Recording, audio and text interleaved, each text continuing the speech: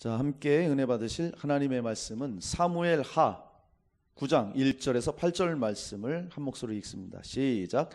다윗이 이르되 사울의 집에 아직도 남은 사람이 있느냐? 내가 요나단으로 말미암아 그 사람에게 은총을 베풀리라 하니라. 사울의 집에는 종 한 사람이 있으니 그의 이름은 시바라. 그를 다윗의 앞으로 부르매 왕이 그에게 말하되 내가 시바냐 하니 이르되 당신의 종이니이다 하니라. 왕이 이르되 사울의 집에 아직도 남은 사람이 없느냐? 내가 그 사람에게 하나님의 은총을 베풀고자 하노라 하니 시바가 왕께 아뢰되 요나단의 아들 하나가 있는데 다리 저는 자니이다 하니라. 왕이 그에게 말하되 그가 어디 있느냐 하니 시바가 왕께 이르되 로드발 암미엘의 아들 마길의 집에 있나이다 하니라. 다윗 왕이 사람을 보내어 로드발 암미엘의 아들 마길의 집에서 그를 데려오니 사울의 손자 요나단의 아들 무비보셋이 다윗에게 나와 그 앞에 엎드려 절하매 다윗이 이르되 무비보셋이여 하니 그가 이르기를 보소서 당신의 종이니이다. 다윗이 그에게 이르되 무서워하지 말라. 내가 반드시 내 아버지 요나단으로 말미암아 내게 은총을 베풀리라. 내가 내 할아버지 사울의 모든 밭을 다 내게 도로 주겠고 또 너는 항상 내 삶에서 떡을 먹을지니라 하니 그가 절하여 이르되 이 종이 무엇이기에 왕께서 죽은 개 같은 나를 돌아보시니까 하니라. 아멘. 아멘. 주 예수 그리스도의 은혜와 평강이 여러분 모두에게 넘쳐나기를 축복합니다. 함께 오늘 은혜 나눌 제목은 다윗과 무비보셋으로 본 하나님의 은혜입니다. 자, 여러분 친구 많으시죠? 예, 여러분의 그 친구들 중에 정말 모든 것을 털어놓고 대화할 수 있는 그런 친구가 지금 딱 떠오르십니까? 그런 친구가 있다면 정말 여러분들은 그 어떤 것보다도 귀한 자산을 가지고 계신 분이십니다. 정말 요즘처럼 이런 어려운 시기에 그렇게 만나기만 해도 목소리만 들어도 힘이 되고 또 위로가 되는 그런 친구가 있다면 그것보다 귀하고 또 아름다운 우정이 없을 거라 생각이 됩니다. 자, 이 조선 시대에도 이런 아름다운 그 우정을 지닌 친구의 이야기가 있습니다. 그 조선 시대 광해군 때에 이 나성룡이라는 청년 젊은이가 있었습니다. 근데 무슨 죄를 지었는지 이제 교수형을 당하게 됐어요. 근데 이 사람이 굉장히 효자입니다. 그래서 내가 집에 돌아가서 연로하신 부모님께 한 번만이라도 인사를 하고 올 수 있도록 왕이시여 허락해 주옵소서. 그렇게 간청을 해요. 그런데 광해군은 이 상황이 좋지 않은 거예요. 만약에 돌려보내줬다가 안 돌아오면 안 되잖아요. 또 돌려보내줬는데 다른 죄수들도 나도 우리 부모님 만나러 가야 됩니다. 이런 선례를 남기면 안 되잖아요. 그러니까 이거는 정말 잘못 허락했다가는 정말 나라의 그런 국법과 질서가 흔들릴 수도 있겠다 싶어갖고 고민하면서 이걸 해야 돼 말아야 돼 막 이러고 있는 거예요. 그때에 이 나성룡이라는 친구의 이대로라는 사람이 나서며 얘기를 합니다. 폐하, 제가 저 나성룡의 귀환을 보증하겠사오니 그를 보내주시옵소서. 그렇게 요청을 해요. 그러니까 왕이 또 묻는 거예요. 광해군이 만약에 저 나성룡이 되돌아오지 않는다면 너는 어찌하겠느냐. 그러니까 이대로 친구가 말합니다. 그렇다면 어쩔 수가 없죠. 제가 친구를 잘못 둔 덕분에 친구를 잘못 뒀으니까 그때는 제가 대신 교수형을 당하겠습니다. 제가 죽겠습니다. 이렇게 얘기를 하는 거예요. 그러니까 또 묻죠. 너는 정말 나성룡 그 친구를 믿느냐? 저 친구는 자기가 갔다가 돌아오면 죽는 걸 아는데 저 사람이 돌아오겠느냐? 그리고 만약에 돌아오려고 해도 그 부모가 보내겠느냐? 너는 정말로 지금 그런 정에 얽매이지 말아라. 그런 만영을 부리지 말아라. 왕이 이렇게 얘기하는 거예요. 그런데도 이 친구는 말합니다. 저는 성룡이의 친구가 되길 간절히 원했고 제 목숨을 걸고 부탁드립니다. 부디 보내주십시오. 폐하. 그러는 거예요. 그러니까 이제 이 광해군도 어쩔 수 없이 보내줍니다. 그래서 이제 이 이대로는 기쁜 마음으로 대신 감옥에 들어가는 거예요. 날이 지나고 교수형 처할 날이 다가옵니다. 그런데 그 집행하는 날이 다 되었는데도 아니나 다를까 이 나성룡이 나타나질 않아요. 그러니까 이 사람들이 저 바보 같은 이대로가 말이야, 어떻게 그것도 모르고 사람을 보내줄 수가 있어? 다 비웃는 겁니다. 정오가 가까워지면서 이제 이대로가 끌려 나옵니다. 교수대 앞에 섰어요. 그리고 그의 목에 밧줄이 걸립니다. 그러니까 그 친척들이 울부짖으면서 돌아오지 않은 나성령을 욕하고 저주를 막 퍼붓는 거예요. 이런 못된 놈, 나쁜 놈 하면서. 그런데 목에 밧줄이 걸린 상태에서도 이 이대로는 얘기를 하는 거예요. 여러분, 내 친구 나성령을 욕하지 마십시오. 여러분들이 내 친구 나성령을 얼마나 아십니까? 의연하게 그렇게 대답을 합니다. 그랬더니 사람들이 조용해지는 거예요. 집행관이 왕을 쳐다봅니다. 왕이 이제 명령을 주는 거예요. 사형을 집행하거라. 그래서 이제 딱 사형을 집행하려는 찰나에 저 멀리서 누군가가 말을 재촉하면서 달려옵니다. 그리고 고함을 칩니다. 멈추시오, 멈추시오. 누구였겠어요? 나성령이 나타난 거예요. 헐레벌떡 숨을 막 고르면서 왕 앞에 엎드려서 말하는 거예요. 돌아오는 길에 배가 풍랑을 만났습니다. 제가 겨우겨우 살아서 이렇게 왔습니다. 이렇게 얘기하는 거예요. 이제 오게 되었으니 약속한 대로 저를 죽여주십시오. 이대로를 풀어주십시오. 사형수는 접니다. 그렇게 얘기하는 거예요. 그리고 이제 두 사람이 끌어안습니다. 그러면서 나성령이 친구 이대로에게 말하는 거예요. 이대로, 나의 소중한 친구요, 내가 저 세상에 가더라도 자네만은 내가 잊지 못할 것에. 그러니까 이대로도 나성령에게 말하는 거예요. 성령이 자네가 먼저 떠나는 것일 뿐일세. 우리가 저승에 가서도 반드시 다시 만나 좋은 친구가 될 것에. 그러면서 두 사람이 끌어안고 우정을 나눕니다.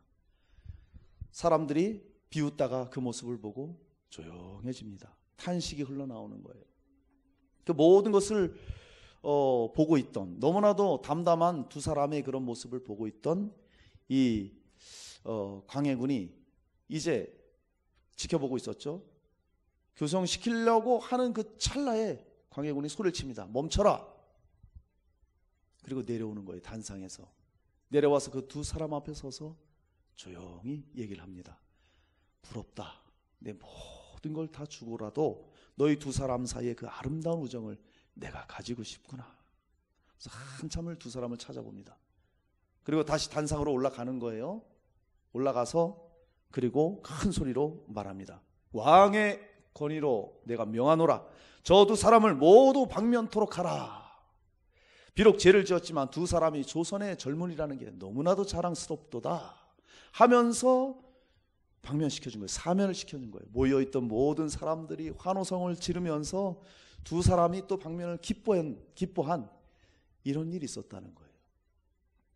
자, 여러분, 정말 진정한 친구라는 게 이런 게 아닐까요? 성경에도 이와 같은 우정을 나눈 사람들이 있습니다. 바로 다윗과 요나단입니다. 이 사람들이 어떻게 만났냐? 이제 블레셋이 이스라엘 나라를 조롱하고, 그 누굽니까? 골리앗이 막 하나님을 대적하고 이스라엘을 조롱합니다. 그때 다윗이 나가서 하나님 이름을 앞세워서 골리앗을 물리치죠. 그리고 이제 사울에게 들어오게 됩니다. 다윗이 높아지는 거예요. 그 사람들이 나중에 다윗이 승전하고 들어오면 사울이 죽인 자는 천천히요, 다윗이 죽인 자는 만만히로다. 막 다윗을 높여줍니다. 그때부터 이 사울 왕이 다윗을 시기해요. 질투해요. 급기야는 어떻게 됩니까? 저걸 내가 죽여버려야지. 나중에 이 사실을 요나단이 알았어요. 요나단은요, 다윗의 그 용맹함과 그 하나님을 향한 신앙과 그 아름다운 다윗의 모습, 그것을 보고 정말 다윗을 너무나도 좋아했던, 그때 바로 다윗과 친구가 되고 우정을 나눴던 사람이에요. 그러니까 이 요나단이 다윗을 도와줍니다. 자기 아버지가 다윗을 죽이려고 하니까 요나단이 도움을 주고 다윗이 피해갈 수 있도록 그렇게 길을 마련해 주는 거예요. 그러면서 요나단이 부탁을 합니다. 이제 우리 집은 망했다. 하나님이 버릴 것 안다. 그러나 네가 블레셋 물리치고 적들을 물리치고 나중에 왕이 되었을 때 우리 집안 사람을 내 자손을 생각해달라. 그렇게 부탁을 하고 다윗과 요나단이 언약을 맺습니다. 정말 이 다윗에게는 너무나도 힘이 되었고 위로가 되었던 단 한 사람의 친구가 있었는데 그 사람이 요나단이었어요. 요나단. 그래서 이제 이 사울 왕과 이 요나단 아들들이 블레셋과 싸웁니다. 길보아 산에서 전투를 하다가 사울 왕도 죽고 안타깝게 요나단도 거기서 죽습니다.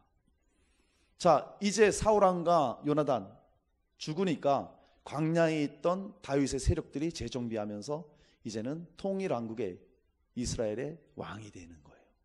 자, 사울 왕이 죽었고 요나단이 죽었다는 소식이 들려지자 사울 가문 사람들이 난리가 났습니다. 왜요? 지금도 그렇지만 정권이 바뀌면은요, 그 집안 사람 다 몰락입니다. 우리나라 사극 많이 봤죠? 왕이 바뀌면 어떻게 됩니까? 그거 엄청나잖아요. 막 숙청이 이루어지잖아요. 똑같은 거예요. 그런 상황입니다. 사울과 요나단이 죽었다는 소식을 다윗이 듣습니다. 그러면 자기를 그렇게 죽이려고 했던 사울이 죽었다면 속이 후련해야 되잖아요. 근데 다윗은 요나단이 죽었다는 얘기를 듣고 애곡을 하는 거예요. 조가를 만들어서 부릅니다. 그러면서 말하기를 내 형 요나단이요, 내가 그대를 애통함은 그대는 내게 심히 아름다움이라. 그대가 나를 사랑함이 기이하여 여인의 사랑보다 더하였도다. 이렇게 애곡을 하는 겁니다. 어떤 자유주의 신학자들은 이걸 보고 다윗과 요나단이 동성애자였다고 이런 정신 빠진 소리를 하고 있습니다. 이게 뭐예요? 내 형 요나단이요, 요나단이 나이가 많은 게 아니라 여기서 이 내 형이라는 표현은 자기 친형제와 같다는 것을 표현한 거예요.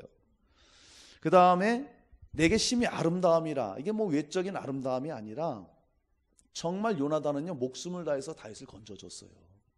자기 목숨을 버리면서 위험을 감수하고 다윗을 위해 줬어요. 그것이 아름답고 그 사랑이 기이하다고 그것을 칭송해 주는 표현입니다. 그게. 근데 그렇게 해석하는 건 웃긴 거죠. 자, 어쨌든 이 다윗과 요나단이 우정이 그랬어요. 그리고 그 죽었던 요나단의 아들이 누구냐? 바로 오늘 본문에 등장하는 무비보셋이에요. 제가 무비보셋을 얘기하려고 좀 길게 서론을 얘기했습니다. 다윗의 원수였던 사울 왕의 손자죠. 무비보셋입니다. 그래서 우리가 이 본문에 나온 무비보셋의 모습을 우리가 살펴보면서 또 다윗의 모습을 보면서 저와 여러분이 하나님의 은혜를 알고 감사하는 시간 되시기를 주님의 이름으로 축원합니다. 자, 먼저 우리가 살펴볼 것은 첫째로 무비보셋의 모습을 우리가 봐야 됩니다. 그는 다리를 저는 자였어요. 자, 우리 3절 말씀을 봅니다. 함께 읽습니다. 시작. 왕이 이르되 사울의 집에 아직도 남은 사람이 없느냐? 내가 그 사람들에게 하나님의 은총을 베풀고자 하노라 하니 시바가 왕께 이르되 요나단의 아들 하나가 있는데 다리 저는 자니이다 하니라. 아멘. 자, 사랑하는 여러분, 정말 우리는 무비보셋처럼 하나님 앞에서 아무 쓸데없는 죄인이었다는 거예요. 인정하십니까? 예, 이것을 아는 게 너무나도 중요합니다. 다윗이 묻습니다. 이제 모든 것을 정리를 한 거예요. 그리고 이제 왕에 올라서 혹시 사울 집안에 남은 사람이 있느냐? 내가 요나단과 했던 말이 있다. 그 은총을 내가 베풀어야 되겠다 얘기하는 거예요. 그러니까 사울의 집안에 종이 한 사람 있었는데 이름이 시바예요. 시바. 이름을 잘 줘야 돼. 이거 발음 잘못하면 큰일 납니다. 이 사람이 또 간교한 사람이에요. 모든 사울의 재산을 자기가 가로채고 있었어요. 잘 먹고 잘 살고 있었어요. 그가 왔습니다. 사울 집안에 사람이 있느냐 물었더니 있습니다. 있긴 있는데 그는 요나단의 아들이며 두 다리를 저는 사람입니다. 다리를 저는 사람입니다. 그렇게 얘기를 하는 거예요. 자, 이 무비보셋은 만약에 할아버지가 살아있고 자기 아버지가 살아있다면 대를 이어서 왕이 될 사람이에요. 왕이 될 사람입니다. 그런데 할아버지도 죽고 아버지도 죽고 그 가문 사람들이 다 흩어져 버리고 죽게 되었어요. 이 무비보셋도 처형될 위기죠. 그때 죽었어야 됐어요. 그랬는데 이 무비보셋에 유머가 있었습니다. 그 당시에 사울왕이 죽었다는, 요나단이 죽었다는 얘기를 듣고 큰일 났다, 우리 집안 사람 다 죽게 생겼다 하고 얼른 끌어안고 들쳐안고 뛰어나가다가 이 유모가 그때 5살 됐던 무비보셋을 그만 떨어뜨리고 말아요. 얼마나 급박하게 피하려고 했던지, 목숨을 부지해야 되니까 떨어지면서 그만 2다리가 망가지고 절게 되었다는 거예요. 절름거리게 됐다는 것입니다. 그때부터 어릴 때부터 2다리를 절었다는 거예요. 근데 오늘 본문의 13절에도 2다리를 절었더라, 다리를 저니이다, 2번씩이나 표현하고 있습니다. 이것은 당시에 다리를 저는 자들, 장애가 있는 자는요 성전에 들어오질 못해요. 왕궁에도 들어올 수 없는 사람이에요. 그러니까 시바가 하는 말이 뭐예요? 왕이요, 있긴 있는데 왕이 신경 쓸 인물이 못 됩니다. 그 사람 여기 올 인물도 못 되고 아주 천한 자입니다. 신경도 쓰지 마십시오. 이렇게 얘기를 하는 거예요. 그러니까 2다리를 절었다는 것은 아무 희망도 없는 거예요. 그냥 겨우겨우 절망 가운데 목숨만 부지하고 살고 있던, 한마디로 얘기하면 끝장난 인생, 이게 바로 무비보셋의 모습입니다. 여러분, 무비보셋을 보면 아유 안 됐어, 너무 불쌍하네, 이렇게만 보시면 안 돼요. 이 무비보셋을 보면서 저와 여러분의 모습을 볼 수 있어야 됩니다. 우리가 그런 자예요. 하나님 앞에 정말 제대로 설 수도 없고 주님의 일도 제대로 할 수 없는 아무 쓸모없는 인생이었다는 거예요. 그것을 우리가 볼 수 있어야 됩니다. 무비보셋과 같은 죄인이었다는 거예요, 저와 여러분이. 자, 성경은 말해요, 범죄한 아담의 모든 자손은 죄인이다 선포를 하고 있습니다. 우리가 신앙생활할 때 정말 중요한 것이 하나 있는데 뭐냐 하면 자기 자신이 정말 죄인이라는 것을 인정할 수 있어야 돼요. 그걸 볼 수 있어야 돼요. 그래야 하나님의 은혜를 우리가 알 수 있어요. 로마서 3장 10절에 말하죠. 의인은 없나니 하나도 없다고요. 잘나고 우리가 봤을 때는 똑똑하고 명예도 있고 아주 리더십도 있고 이러면은 벌써 뛰어난 사람 같죠. 의인은 없습니다. 하나도 없어요. 성경이 이렇게 말하고 있어요. 로마서 3장 23절에는 모든 사람이 죄를 범하였음에 하나님 영광에 이르지 못하더니 그렇게 말씀하고 있습니다. 모든 사람이 죄인이에요. 무비보셋이 왕 앞에 설 수 없듯이, 나타나지도 못하고 아무 쓸모 없듯이 우리도 무비보셋처럼 다 죄인이었다는 거예요. 그러니까 하나님 앞에 우리는 나올 수도 없고 만날 수도 없고 하나님이 계신 천국에는 더군다나 들어갈 생각조차도 할 수 없는 그런 죄인이라는 거예요. 우리가 무비보셋을 보며 그것을 보게 됩니다. 그 결과가 뭡니까? 로마서 5장 12절에 말합니다. 그러므로 한 사람으로 말미암아 죄가 세상에 들어오고 죄로 말미암아 사망이 들어왔나니 이와 같이 모든 사람이 죄를 지었으므로 사망이 모든 사람에게 이르렀느니라. 그렇게 말하고 있어요. 그러니까 우리는 무비보셋처럼 쓸모없는 인생으로 하나님 앞에 나올 수도 없고 죄 가운데 살다가 절망 가운데 살다가 지옥의 형벌을 피할 수 없고 영원한 고통을 받을 수밖에 없는 이런 절망의 인생, 그게 우리 인생이에요. 여기서 우리 눈에 볼 때 누구는 잘 사는 것 같고 누구는 이렇게 사는 것 같지만 결국엔 다 똑같다는 거예요. 아등바등 그렇게 죄 가운데 살다가 결국에는 지옥의 심판을 면할 수 없는 그런 인생이라는 겁니다. 우리가 이거를 알아야 돼요. 이것을 요한복음 9장에 보면 예수님이 맹인을 고쳐줘요. 날 때부터 맹인을 고쳐줍니다. 바리새인들이 노발대발하죠. 너 누가 고쳐줬냐? 예수가 고쳤다고 막 전합니다. 너 그 소리 하지마, 어디 가서 전하지도 마. 그러니까 예수가 만났습니다, 바리새인들을. 그러면서 말하길, 내가 심판하러 이 세상에 왔으니 보지 못하는 자들은 보게 하고 보는 자들은 맹인이 되게 하려 함이라, 이렇게 말합니다. 그러니까 바리새인들이 말하는 거예요. 그 말을 듣고, 아니 우리가 멀쩡히 지금 보고 있는데 우리가 맹인인가? 예수님 말씀하시죠. 너희가 맹인이 되었더라면 죄가 없으려니와 본다고 하니 너희 죄가 그대로 있느니라 말합니다. 날 때부터 맹인 되었던 사람은요, 자기 죄된 모습을 본 거예요. 그 당시에 유대의 정설은 맹인이고 이런 사람들은 죄로 인해서 내가 이렇게 됐다, 이런 마음들을 늘 가지고 있었어요. 그러니까 나는 죄인입니다, 나는 죄인입니다, 이런 마음이 있었기 때문에 예수님 만났고 예수님이 눈을 뜨게 해줬다는 거예요. 그런데 이 바리새인들은 우리처럼 하나님 잘 믿는 사람이 어디 있어? 우리는 선택받은 사람이지. 아유 저 이방인 개 같은 것들, 우리가 거룩한 자들이야, 이랬던 사람들이에요. 이랬던 사람들. 그러니까 예수님 말씀하시기를 차라리 너희가 맹인이었다면 차라리 너희들이 볼 수 있었을 것이다. 그러나 너희들이 두 눈 똑똑히 뜨고 있으니까 너희들이 맹인이다. 즉 자기의 제된 모습을 못 봤기 때문에 주님이 그렇게 말씀하신 거예요. 여러분, 우리는 정말 무비보셋을 보면서 우리도 무비보셋과 같은 그런 죄인임을 우리가 알 수 있어야 됩니다. 아멘이십니까?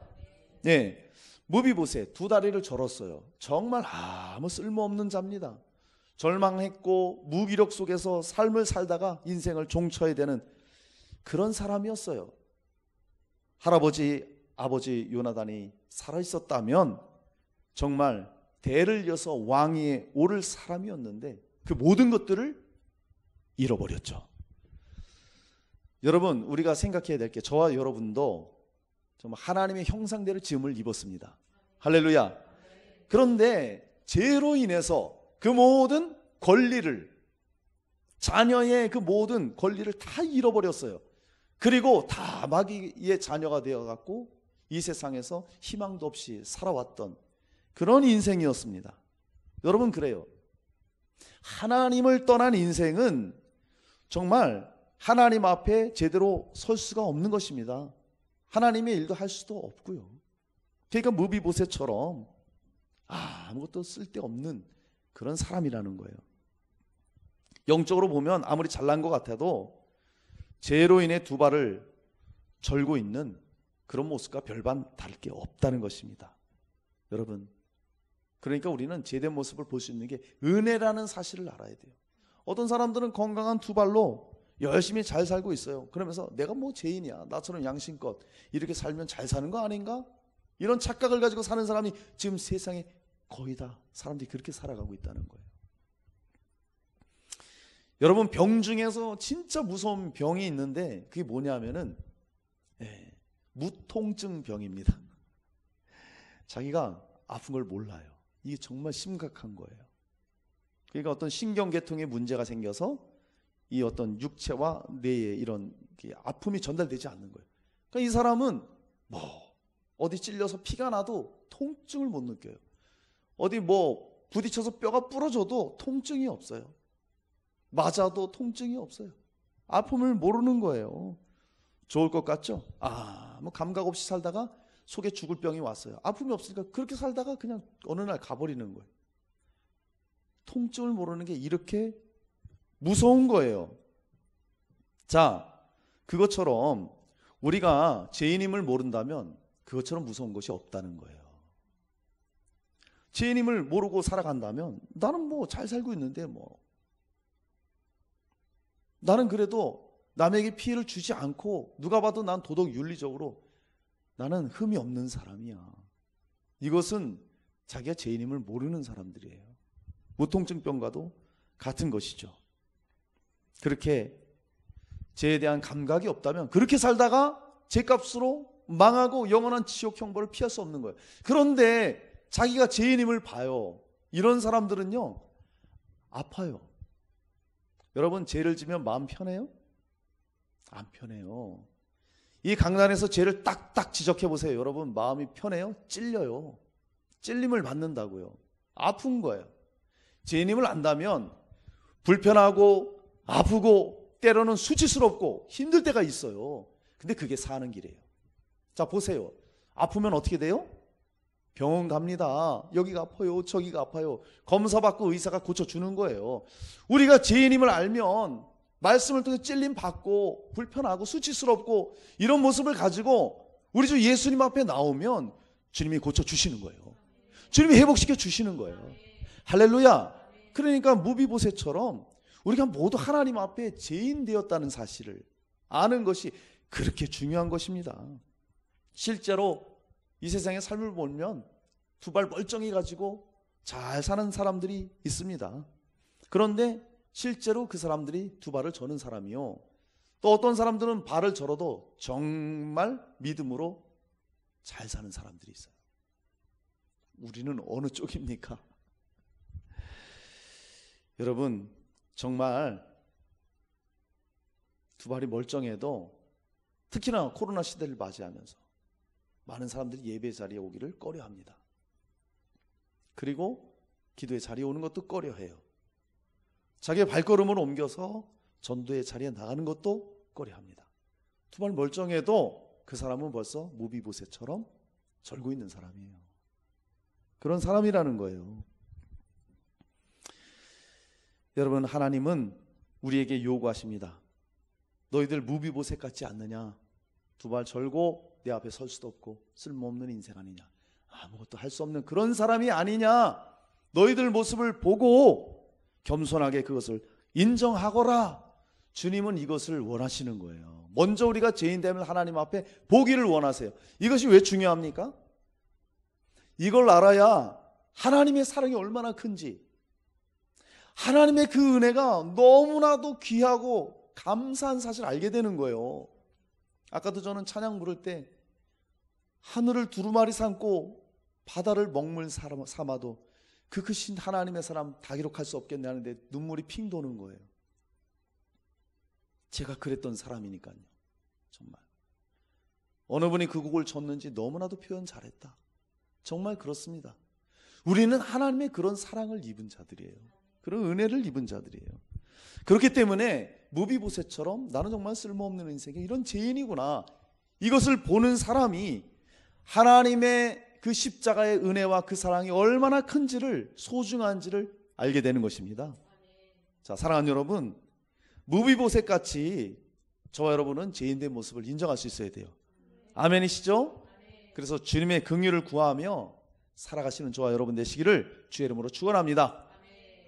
자, 이제 우리가 두 번째로 살펴볼 모습이 있습니다. 다윗의 모습인데요.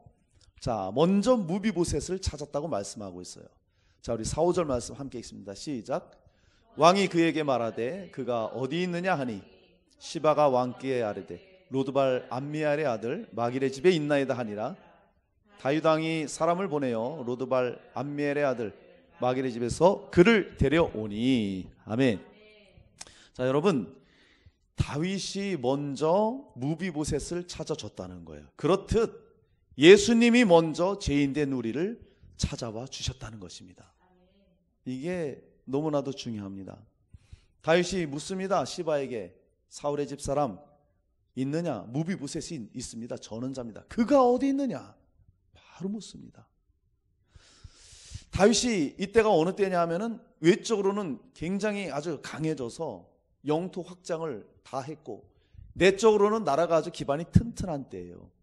그러니까 무비보셋이 5살 때 피하고 약 20년 정도 지났다고 생각하면 돼요. 그러니까 나라가 굉장히 부강하고 안정되고 평강을 누릴 때입니다. 그때 이 다윗은 요나단과의 약속을 잊지 않는 거예요. 잊지 않고 그래서 사울의 집 사람을 찾았던 것입니다. 그래서 요나단과 약속했듯이 요나단 집안의 사람들을 자기가 돌봐주겠다고 그 맹세한 것을 잊지 않고 찾는 겁니다. 어디 있느냐 물었더니 그 다윗의 혈육 무비보셋을 이제 시바가 알려주고 찾게 되는 거예요. 여러분, 우리는 이것을 보면서 다윗이 어떤 인격을 가진 사람인지를 우리가 알 수가 있습니다. 정말 다윗은요 선한 일을 행했던 사람이에요. 우리는 벌써 볼 수 있잖아요. 그 사울 왕이 다윗을 얼마나 죽이려고 했는지 여러분 성경 통해 보셨죠? 장 던지고 얼마나 죽이려고 했어요. 광야 쫓아다니고, 심지어는 다윗은요 사울을 죽일 수도 있었음에도 2번이나 살려줬어요. 죽이질 않았다고요. 그런데 이 사울을 계속 죽이려고 했죠. 한마디로 말하면 원수죠. 여러분, 누가 나를 죽인다고 생각해 보세요. 그리고 나를 죽이려고 막 생각했던 사람을 내가 죽일 기회가 있다. 그런데 그 사람이 죽었다. 속이 후련하지 않겠어요? 다윗은 그러지 않았다는 거예요. 자기를 그렇게 수없이 죽이려고 했던 그런 사울을 죽이지 않고, 그리고 사울이 죽고 왕권이 바뀌었단 말이에요. 그러면 후환을 없애기 위해서 그 집안 사람들을 멸절을 시켜야 이게 마땅합니다. 그런데 이 다윗은 요나단과의 약속을 지키기 위해서 악을 갚지 않았어요. 그 원수를 악으로 갚지 않고 선으로 악을 갚은, 선으로 악을 이겼던 사람입니다. 이게 다윗이에요. 이런 모습을 보니 하나님이 어찌 다윗을 기뻐하지 않고 다윗을 높이지 않겠습니까? 그래서 마음에 다윗을 보니, 이새의 아들 다윗을 보니 정말 내 마음에 합한 자라고 그렇게 높여주잖아요. 사울 집안의 다윗은 복수가 아니라 호의를 베풀어 주는 겁니다. 호의를 베풀어 주는 거예요. 하나님께서 자기를 어떻게 지켜주시고 그 사울에게 쫓길 때 호의를 베풀어 주셨던, 하나님으로부터 입었던 그 은혜를 다윗은 알았어요. 그래서 그 하나님의 은혜를 이제 요나단과 약속한 그것을 떠올리면서 무비보셋에게 그 은혜를 나눠주려고 했던 것입니다. 자, 여러분, 다윗이 이렇게 무비보셋을 먼저 찾아서 왔듯이 예수님이 먼저 죄인된 우리를 찾아와 주셨다는 사실입니다. 할렐루야. 여러분, 주님은요 우리를 먼저 찾으시는 분이십니다. 아멘. 시바에게 무비보셋이 어디 있느냐? 로드발 암미엘의 집 마길의 집에 있습니다. 암미엘의 아들 마길의 집에 있다고 얘기를 합니다. 여기 로드발이라고 얘기하고 있는데요, 이 로드발은 요단 건너 마하나임 부근의 한 성읍으로 추정됩니다. 자, 이 로드발, 이 말의 뜻이 뭐냐? 로드발, 목초가 없는 이런 뜻이에요. 그러니까 그것은 황무지와 같은 아주 척박한 지역입니다. 어디서 살았다는 거예요? 무비보셋이 그곳에 살았다는 거예요. 척박한 곳. 그러니까 정말 그의 삶이, 무비보셋의 삶이 얼마나 황량하고 정말 힘들고 고된 인생이었는지를 우리는 알 수 있습니다. 숨어 지내야 됐어요. 잘못 걸리면 죽습니다. 그런 인생을 살았던 사람이에요. 그리고 무비보셋 이름의 뜻이 무엇인지 압니까? 수치스러운 자라는 뜻이 있어요. 무비보셋 이름에. 그러니까 고된 삶을, 자기 수치를 감추면서 살아가고 있었죠. 그런 우리를 다윗이 무비보셋을 찾듯이 주님은 먼저 우리를 찾아오셨다는 거예요. 창세기를 보더라도 아담이 죄를 범했죠. 그리고 숨어버립니다. 수치심으로 인해. 그럴 때도 하나님이 먼저 찾아 나서시는 거예요. 아담아, 내가 어디 있느냐? 하나님 묻습니다. 먼저 찾으시는 거예요. 죄를 범하고 수치를 가리기 위해 숨어있던 그 아담을 찾아온 것처럼 주님도 죄로 인해서 수치 가운데 있는 저와 여러분을 먼저 찾아주셨다는 거예요.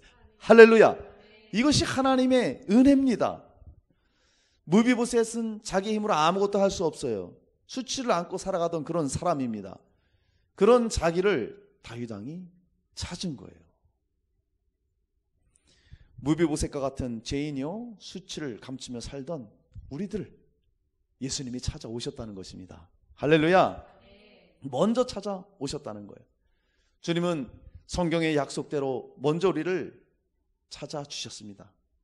무비보셋이 원해서 다윗이 찾았습니까? 아니잖아요.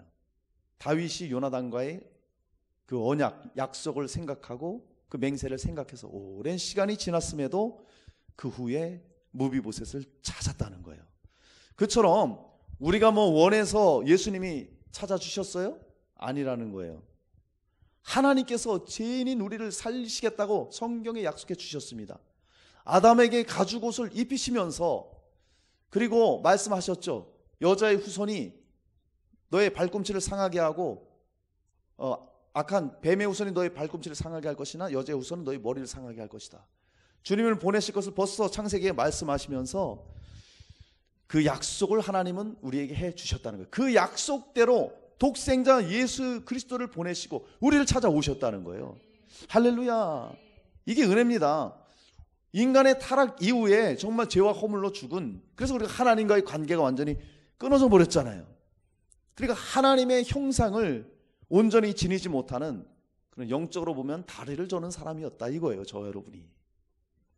그러다 보니까 어떻습니까? 우리의 이 땅에서 육신의 삶도 녹록치가 않고 인생이 힘든 거예요. 괴로운 인생을 우리가 살아갈 수밖에 없는 그런 삶이었었죠. 그런데 하나님이 우리를 긍휼히 여기시고 하나님이 우리를 불쌍히 여기시고 예수 그리스도를 보내주신 거예요. 할렐루야. 얼마나 감사합니까? 그 약속을 기억하고, 이 다윗이 요나단과의 약속을 기억하고 20년이 지나서 그 사울의 집 사람 무비보셋을 찾았던 것처럼 하나님은 한 번 하신 약속을 영원히 잊지 아니하시고 예수 그리스도를 보내주셔서 정말 저와 여러분에게 구원의 은총을 베풀어 주신 것입니다. 할렐루야. 먼저 찾아주셨다는 거예요. 그래서 요한에서 4장 9절로 10절을 보니까 하나님의 사랑이 우리에게 이렇게 나타난 바 되었으니 하나님이 자기의 독생자를 세상에 보내심은 그로 말미암아 우리를 살리려 하심이라. 사랑은 여기 있으니 우리가 하나님을 사랑한 것이 아니요 하나님이 우리를 사랑하사 우리 죄를 속하기 위하여 화목제물로 그 아들을 보내셨습니다. 우리가 하나님을 사랑했습니까? 우리가 하나님을 먼저 찾았습니까? 아니라는 거예요. 하나님이 우리를 먼저 사랑해 주셨고 하나님은 우리를 긍휼히 여기시고 약속해 주셨고 우리를 살리시기 위해서 그 약속대로 예수 그리스도를 보내주셨다는 거예요. 할렐루야. 이것이 은혜입니다. 범죄한 아담을 하나님이 먼저 찾아와 주셨습니다. 성경을 보세요.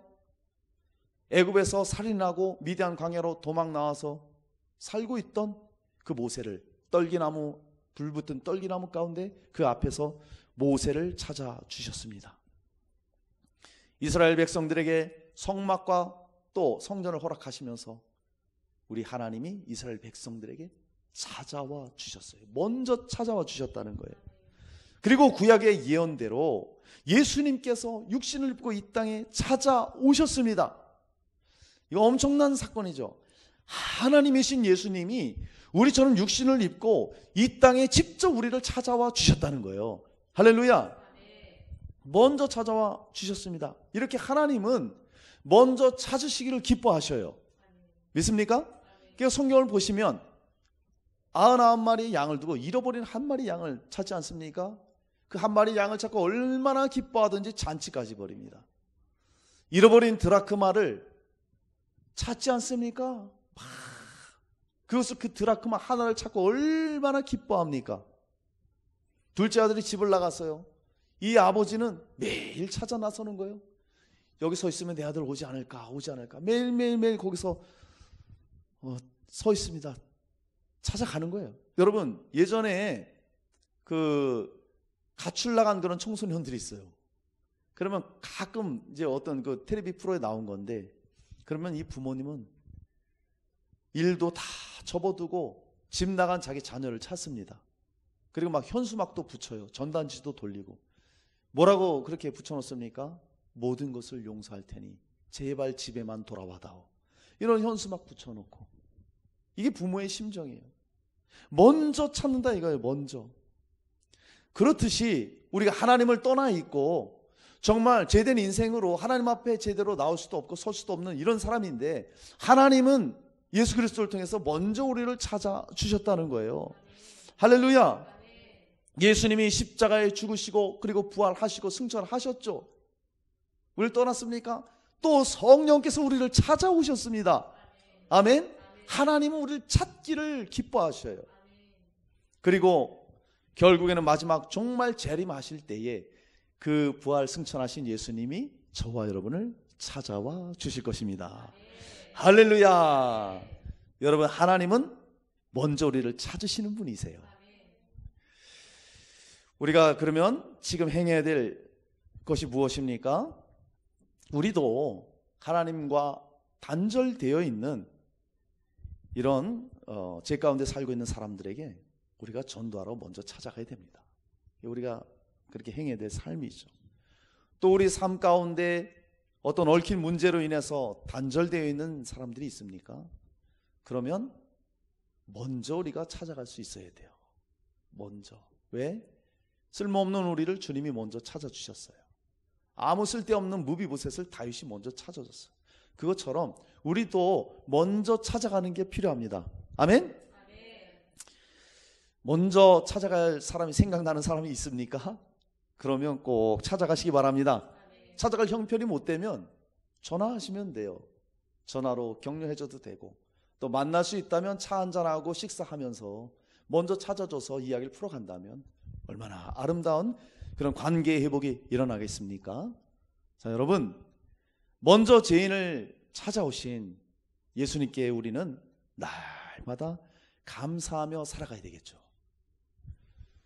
다윗이 먼저 무비보셋을 찾은 것처럼 예수님이 먼저 우리를, 죄인된 우리를 찾아주셨습니다. 이 은혜를 늘 감사하며 살아가시는 저와 여러분 되시기를 주님의 이름으로 축원합니다. 이제 마지막 세 번째로 무비보셋의 모습을 보겠습니다. 이 무비보셋은 다윗의 은총을 입게 됩니다. 자, 우리 7절 말씀 함께 읽습니다. 시작. 다윗이 그에게 이르되 무서워하지 말라. 내가 반드시 내 아버지 요나단으로 말미암아 내게 은총을 베풀리라. 내가 네 할아버지 사울의 모든 바를 다 내게 도로 주겠고 또 너는 항상 내 상에서 떡을 먹을지니라 하니. 아멘. 자, 사랑하는 우리 예사랑 성도님들, 다윗의 은총을 받았던 무비보셋처럼 우리도 하나님의 은혜로 회복되었습니다. 할렐루야. 6절 말씀 보니까 요나단의 아들 이 무비보셋이 이제 다윗의 부름을 받습니다. 그리고 다윗 앞에 와서 엎드려서 절하는 거예요. 자, 이 무비보셋의 상황, 그 마음을 한번 보세요. 야, 여태까지는 그래도 어떻게 숨어 지냈는데 이제 발각되었네. 왕께서 널 오라 하신다. 벌써 이 얘기를 듣는 순간 얼마나 긴장하면서 그 길을 왔겠어요. 이제 끝이구나. 이제 내 인생 여기서 끝이구나. 그 다윗 앞에 와서 엎드리면서 벌벌벌벌 떨고 있는 거예요. 이제 뭐 저놈의 목을 치거라 이래도 이상할 것 없는 상황입니다. 자, 그런데 다윗이 뭐라고 말하고 있습니까? 사랑스러운 음성을 말합니다. 무비보셋이요. 이렇게 불러주는 거예요.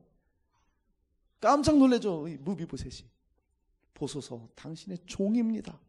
그렇게 무비보셋이 얘기합니다. 완전히 이제 난 죽게 생겼구나.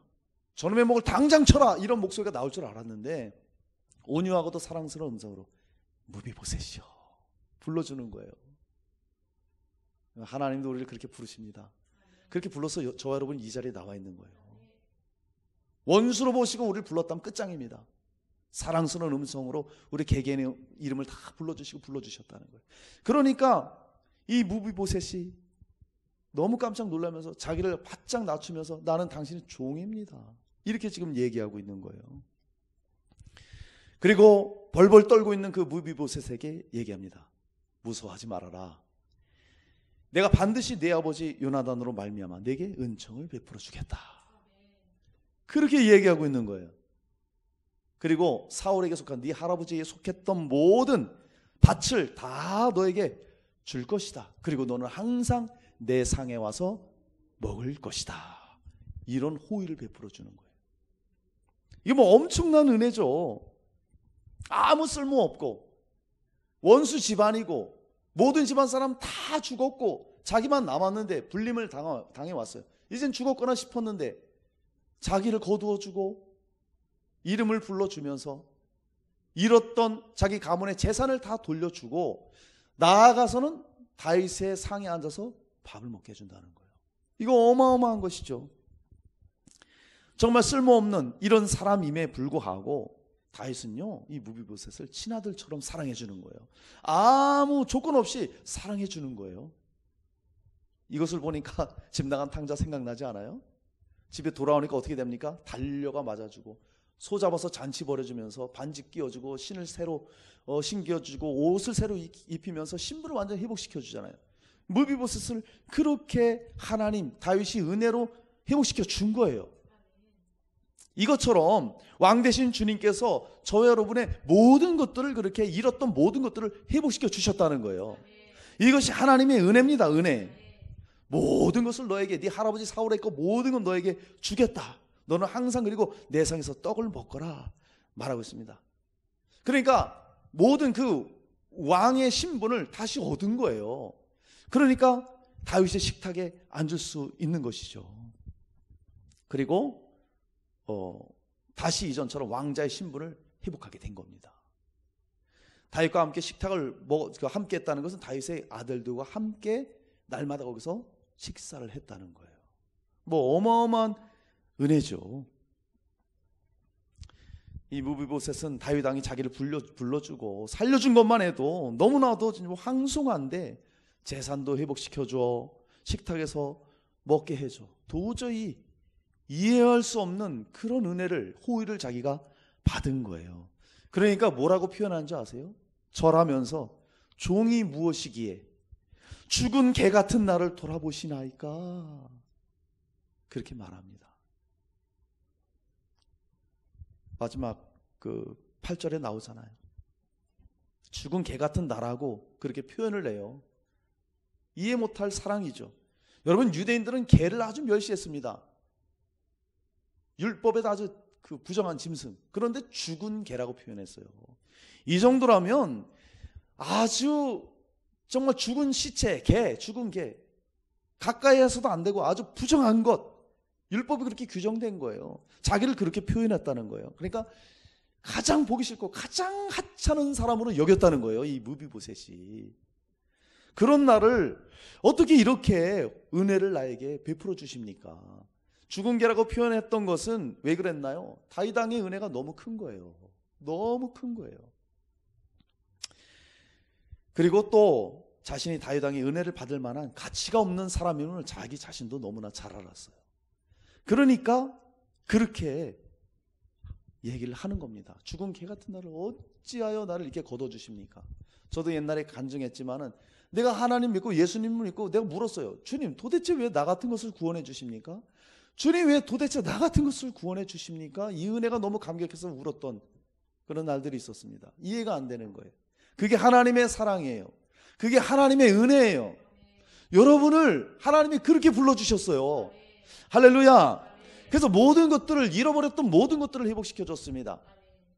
이 무비보셋은 왕자였어요. 왕자의 그런 신분을 가지고 있었는데 다 잃어버렸어요.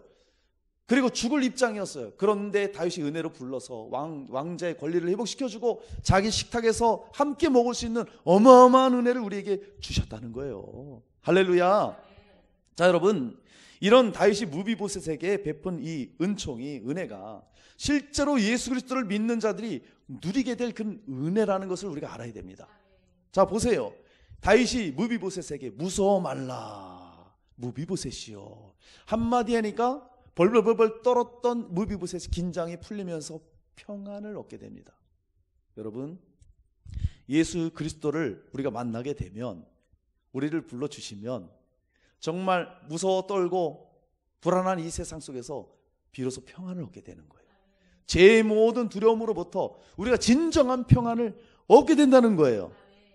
다윗이 무비보셋에게 잃어버렸던 기업, 모든 재산들을 다 회복시켜 줬습니다. 사울에게 속했던 모든 것을 돌려줬어요.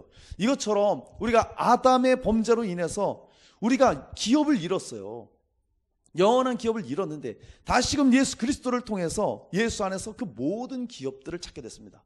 우리는 그래서 예수를 믿고 하늘나라에 가면 하나님의 그 기업을 얻게 되는 거예요. 이 모든 것들을 회복시켜 주셨다는 거예요. 자, 그리고 다윗이 무비보셋에게 왕의 상에서 먹도록 그를 배려해 주었습니다.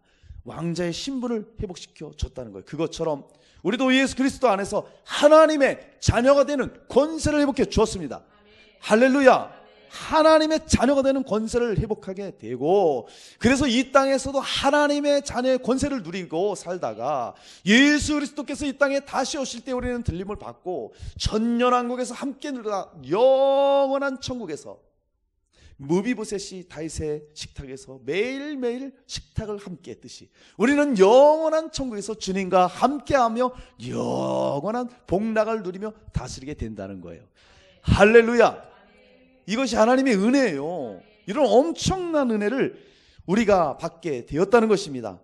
그러니까 베드로 사도는 베드로전서 2장 9절에 그러나 너희는 택하신 족속이요, 왕같은 제사장들이요, 거룩한 나라요, 그의 소유된 백성이니 이는 너희를 어두운 데서 불러내어 그의 기이한 빛에 들어가게 하시니 이의 아름다운 덕을 선포하게 하려 하심이라. 할렐루야. 왕같은 제사장들, 왕 같은 원어를 보면 왕과 동격이에요. 우리를 왕으로 여겨주신다는 거예요. 할렐루야. 이렇게 회복시켜 주시는 거예요. 하나님의 은혜로 회복되어진 거예요. 무비보셋이 잘나서 똑똑해서 온전해서 회복되었어요? 아니에요.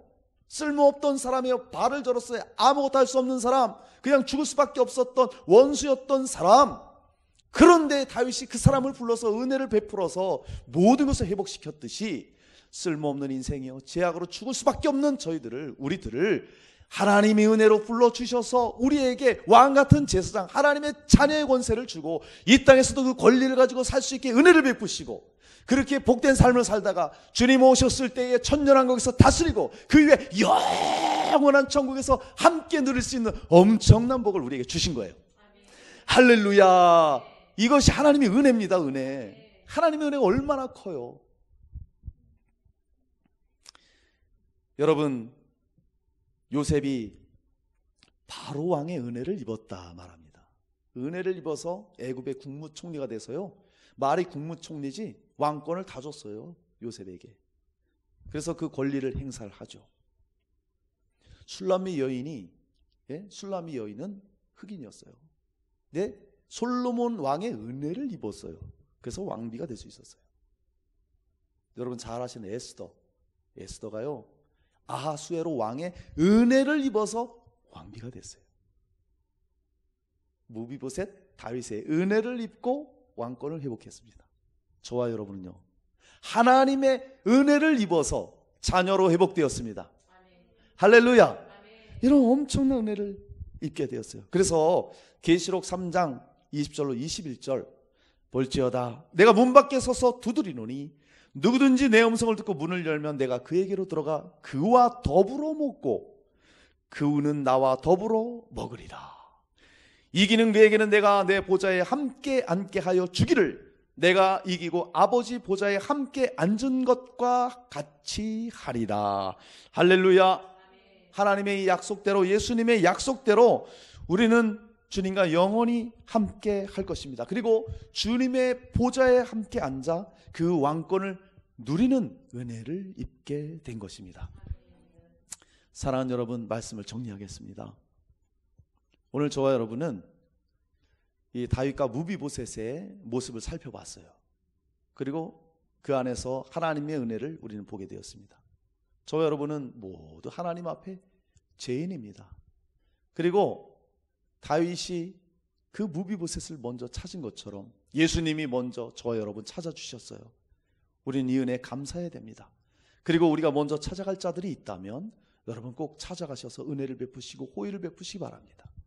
그리고 우리는 하나님의 은혜로 잃어버렸던 모든 것들을 회복하여 복된 삶을 이 세상에서도 누릴 수 있게 되었고, 또 주님 오실 때 영원한 천년왕국과 영원한 천국에서 그 복락을 누리게 되었어요. 이런 회복을 주신 주님, 일평생 우리가 이 하나님의 은혜를 감사하면서 날마다 살아가시는 복된 삶이 되시기를 주님의 이름으로 축원합니다.